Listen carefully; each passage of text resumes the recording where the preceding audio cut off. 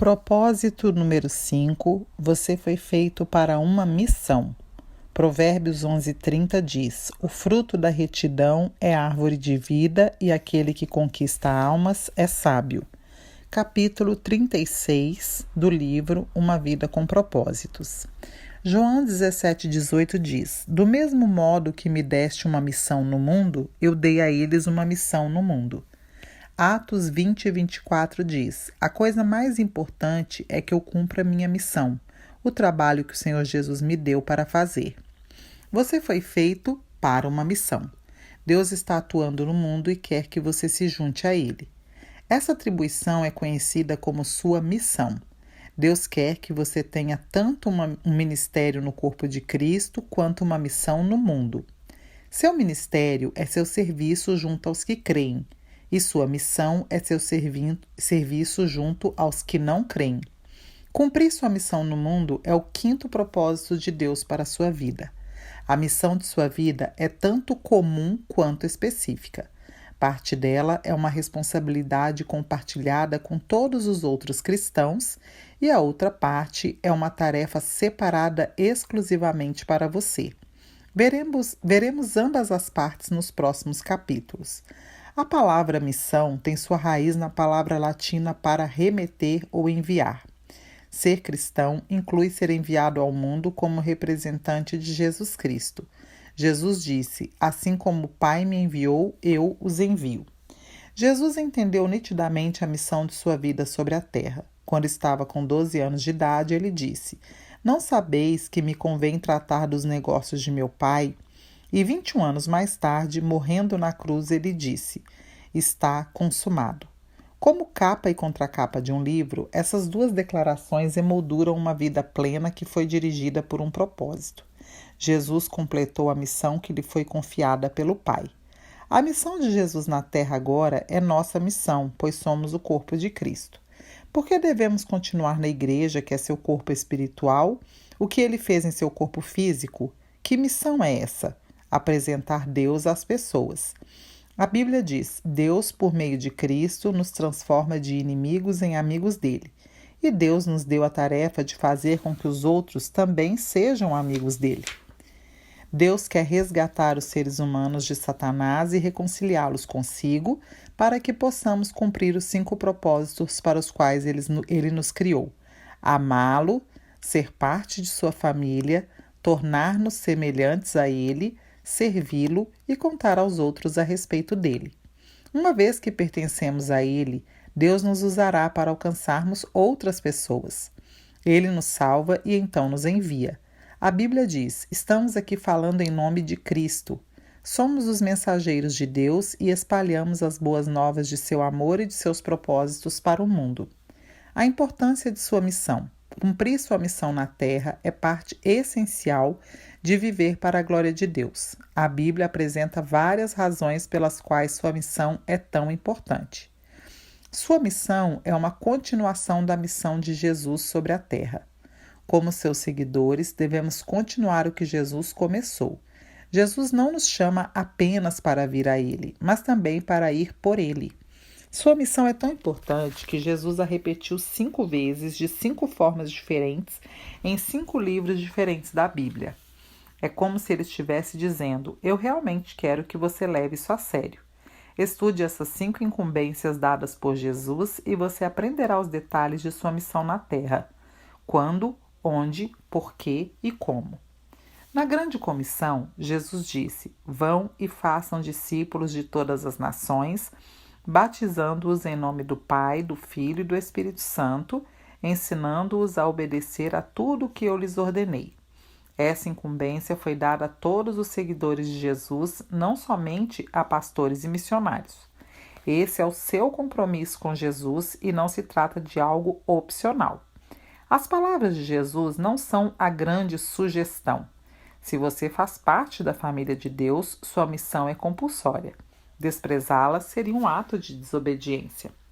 Você talvez não esteja ciente de que Deus o pôs como responsável pelos incrédulos que vivem à sua volta. A Bíblia diz: você deve adverti-los para que eles possam viver. Se você não falar, não advertir os ímpios a parar de praticar o mal, Eles morrerão em seus pecados, mas eu colocarei sobre você a responsabilidade pela morte deles. Você pode ser o único cristão que algumas pessoas jamais irão conhecer e sua missão é contar a eles sobre Jesus. Sua missão é um privilégio formidável. Embora seja uma grande responsabilidade, é também uma incrível honra ser usado por Deus. Paulo disse: todas essas novas vêm de Deus que nos trouxe de volta a si mesmo por meio daquilo que Cristo Jesus fez. E Deus nos deu o privilégio de insistir com todos para que se tornem aceitáveis diante dele e se reconciliem com ele. Sua missão envolve dois grandes privilégios: trabalhar com Deus e representá-lo. Somos parceiros de Deus na construção de seu reino. Paulo nos chama colaboradores e diz que somos companheiros de trabalho no serviço de Deus. Jesus assegurou nossa salvação, aceitou-nos em sua família, deu-nos seu Espírito Santo e então nos tornou seus representantes no mundo. Que privilégio! A Bíblia diz: somos representantes de Cristo. Deus nos usa para persuadir homens e mulheres a deixar de lado suas diferenças, a entrar no trabalho de Deus e a fazer as coisas corretas entre eles. Estamos falando por Cristo agora. Tornem-se amigos de Deus. Contar aos outros como obter a vida eterna é a melhor coisa que você pode fazer por eles. Se seu vizinho tivesse câncer ou AIDS e você soubesse a cura, seria criminoso reter tal informação. Ainda pior seria guardar segredos sobre o caminho para o perdão, o propósito, a paz e a vida eterna. Temos a melhor de todas as novidades do mundo e partilhá-la é o maior carinho que podemos mostrar a qualquer um. Um problema dos cristãos que se converteram há muito tempo é terem esquecido de como é viver sem Cristo. Devemos nos lembrar de que não importa quanto as pessoas pareçam estar felizes e bem-sucedidas, sem Cristo, elas estão irremediavelmente destinadas à separação eterna de Deus. A Bíblia diz que Jesus é o único que pode salvar o ser humano. Todos precisam de Jesus. O valor de sua missão é eterno. Ela fará diferença no destino eterno das outras pessoas. Logo, é mais importante que qualquer emprego, realização ou objetivo que você possa alcançar durante sua vida na Terra. As consequências de sua missão irão durar para sempre, mas as consequências de seu emprego não. Nada que você faça pode ser mais importante que ajudar as pessoas a estabelecer um relacionamento eterno com Deus. Por isso precisamos ser diligentes com nossa missão. Jesus disse: todos nós devemos rapidamente cumprir as tarefas que nos foram entregues por aquele que me enviou, pois resta pouco tempo antes que caia a noite e todo o trabalho chegue ao fim. O relógio que controla a missão de sua vida está correndo, então não perca mais um dia. Inicie agora sua missão de trazer outras pessoas a Cristo. Teremos toda a eternidade para celebrar com aqueles que trouxemos a Jesus, mas só temos o período de nossa vida para alcançá-los. Isso não significa que você tenha de desistir de seu trabalho para se tornar evangelista em tempo integral. Deus deseja que você partilhe as boas novas no lugar onde estiver.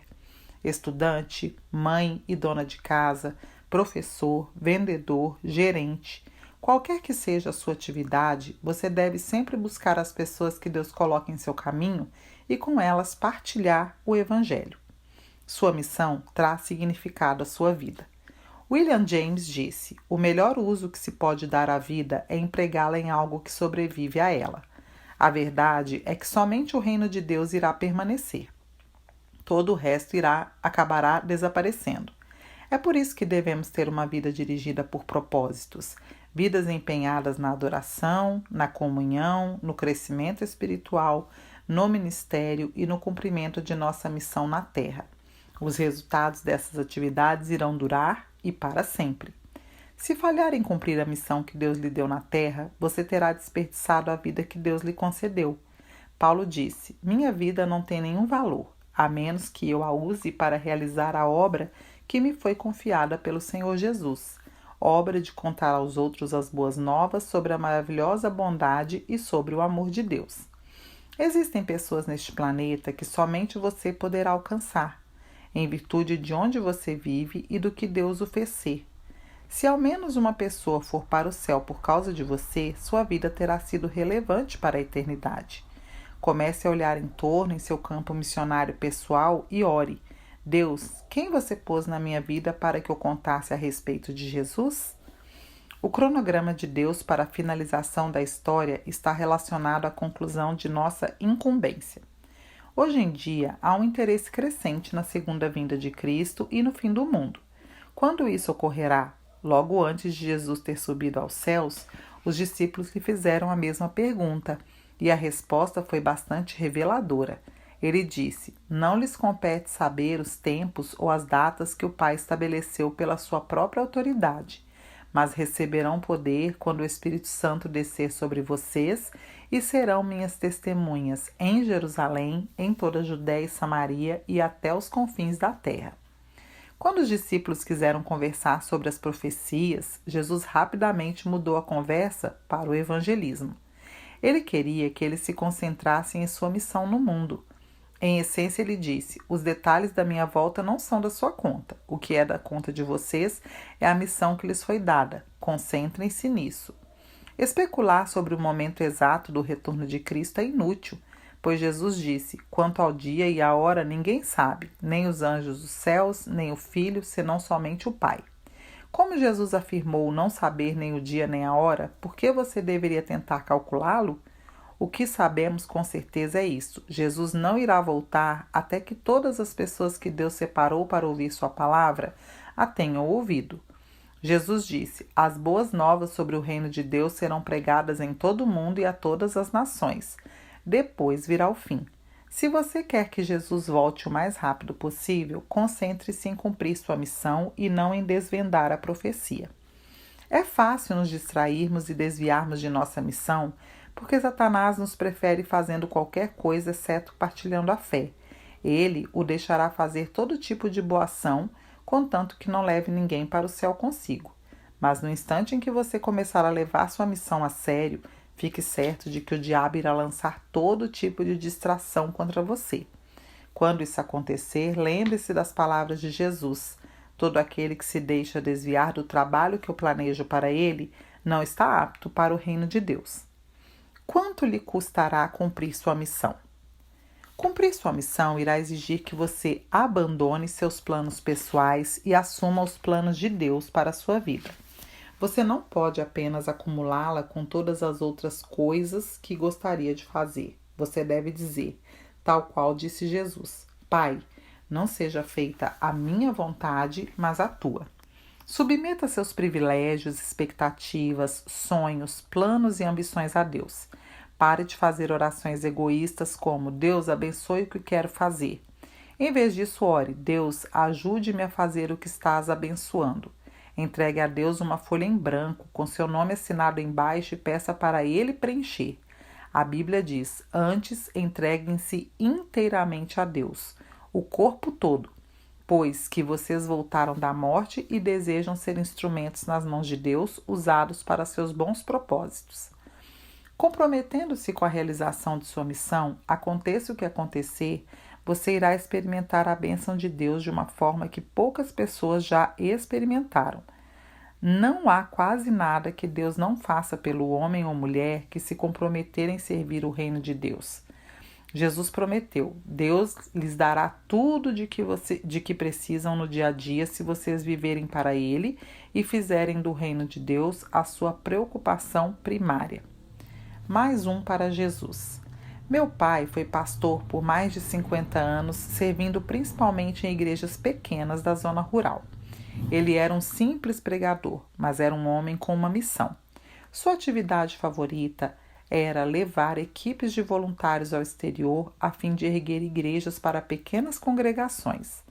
Durante sua vida, papai ergueu mais de 150 igrejas por todo o mundo. Em 1999, meu pai morreu de câncer. Na última semana de vida, a doença o mantinha acordado em estado de semiconsciência quase 24 horas por dia. Quando sonhava, falava alto sobre o que estava sonhando. Sentado ao lado de sua cama, aprendi muito sobre meu pai, apenas escutando seus sonhos. Ele revivia seus projetos de construção um após o outro. Certo dia, já próximo ao fim, enquanto minha esposa, minha sobrinha e eu estávamos ao seu lado, papai ficou subitamente agitado e tentou levantar-se da cama. Logicamente, ele estava muito fraco e minha esposa insistiu em que ele voltasse a se deitar, mas ele insistia em tentar sair da cama. Então minha esposa acabou por perguntar: Jimmy, o que você está querendo fazer? Ele respondeu: tenho de salvar mais um para Jesus. Tenho de salvar mais um para Jesus. Tenho de salvar mais um para Jesus. Ele começou a repetir essa frase sem parar. Na hora que se seguiu, ele provavelmente repetiu a mesma frase mais de 100 vezes. Tenho de salvar mais um para Jesus. Quando me sentei próximo à sua cama, com as lágrimas escorrendo, inclinei a cabeça para agradecer a Deus pela fé do meu pai. Naquele momento, papai estendeu o braço, pôs sua frágil mão sobre a minha cabeça e disse como se estivesse me comissionando: salve mais um para Jesus. Salve mais um para Jesus. Pretendo que esse seja o lema do resto da minha vida e também o convido a considerar esse objetivo o foco de sua vida, porque nada fará diferença maior na eternidade. Se você quer ser usado por Deus, deve se importar com o que mais importa para Deus. E o que mais importa para Ele é a redenção das pessoas que Ele fez. Ele quer que seus filhos perdidos sejam encontrados. Nada interessa mais a Deus. A cruz prova isso. Oro para que você esteja sempre atento a fim de alcançar mais um para Jesus, de maneira que no dia em que você estiver diante de Deus, você possa dizer: missão cumprida. 36º dia, pensando sobre meu propósito. Um tema para reflexão. Fui feito para uma missão. Um versículo para memorizar. Mateus 28, 19 e 20.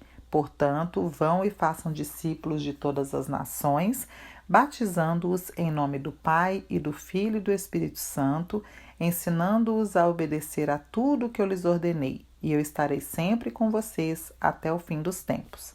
Uma pergunta para meditar: que temores me impedem de cumprir a missão da qual fui incumbido por Deus? O que me impede de contar aos outros as boas novas? Paizinho, em nome de Jesus, quero te louvar por essa leitura, por esse livro, por esse tema. Senhor, que nós tenhamos a certeza, a convicção de que nós fomos criados para uma missão. O Senhor tem uma missão para nós e o Senhor deixou claro quando disse: vão e façam discípulos de todas as nações, discípulos para o Senhor, batizando-os em nome do Pai, do Filho e do Espírito Santo, ensinando-os a obedecer a tudo que eu lhes ordenei. Senhor, nos capacita, nos dá sabedoria para nós ensinarmos a cada um, para quem falaremos do teu amor, a obedecer a tudo que o Senhor ordenou. E sabemos que o Senhor estará sempre conosco até o fim dos tempos. Senhor, que nenhum medo possa me impedir de cumprir a missão, que o amor do Senhor pelas almas seja o amor que existe em mim pelas almas, e que esse amor, ele lance fora todo o temor, todo o medo que tem me impedido de cumprir a missão que o Senhor me incumbiu. Que eu possa contar às outras pessoas as boas novas de que o Senhor quer resgatar a todas, que o Senhor morreu naquela cruz por cada uma delas e que o Senhor quer se reconciliar com elas. Em nome de Jesus oramos e agradecemos. Amém.